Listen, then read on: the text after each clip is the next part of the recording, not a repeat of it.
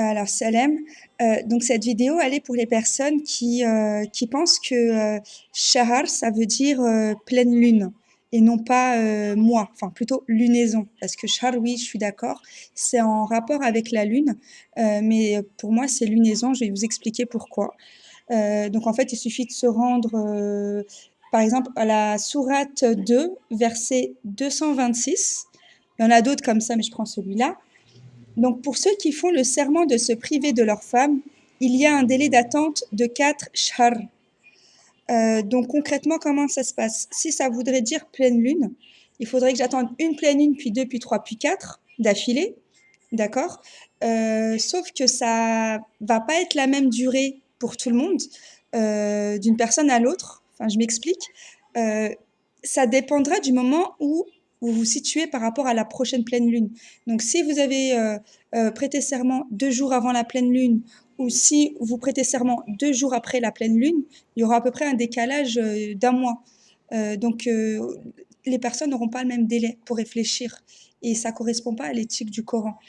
Donc non, ça peut pas être ça. C'est pareil pour les femmes qui viennent de perdre leur mari.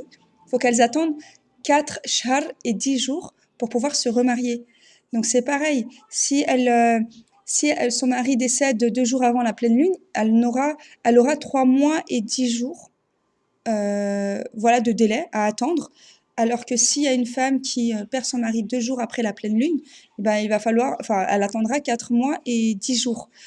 Donc, ouais, c'est pas très juste et non, on le voit, Rabbi, il est juste, donc ça peut pas être ça. En plus, il y a un autre argument que Hanif a donné, qui est très intéressant aussi, c'est l'histoire quand on fait le ramadan, il faut, quand tu peux, et que tu es malade et que tu peux pas le faire, donc tu dois nourrir un pauvre. Et quand tu tues quelqu'un par accident, il faut que tu jeûnes 2 mois. Mais si tu n'es pas capable de le faire, tu dois nourrir 60 pauvres. 60 pauvres, c'est pas un hasard si ça correspond au nombre de jours enfin, pour 2 mois. Donc voilà.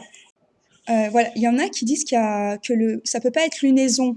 Donc moi j'aimerais bien qu'on m'explique pourquoi. Moi je trouve que lunaison ça colle bien partout dans le Coran, hein, à la place de char, donc y a pas de souci. Et il y en a aussi qui disent que le mot lunaison c'est sinine. Voilà, que sinine ne veut pas dire année, mais que ça veut dire mois lunaire. Bah, quand même, faudrait m'expliquer le verset 15 de la sourate 46, parce que vraiment, je vois pas un gamin de 3 ans et demi dire ça à ses parents, enfin, de faire ce genre d'invocation, quoi. Donc vous me dites, si vous avez une explication, moi j'écoute, il n'y a pas de souci, je cherche la vérité comme vous. Mais pour moi, c'est sûr, quoi. Ça veut dire lunaison, hein, Charles. Ça peut pas être pleine lune, parce que on aurait des périodes différentes selon les personnes. Enfin non, c'est pas logique. Donc voilà.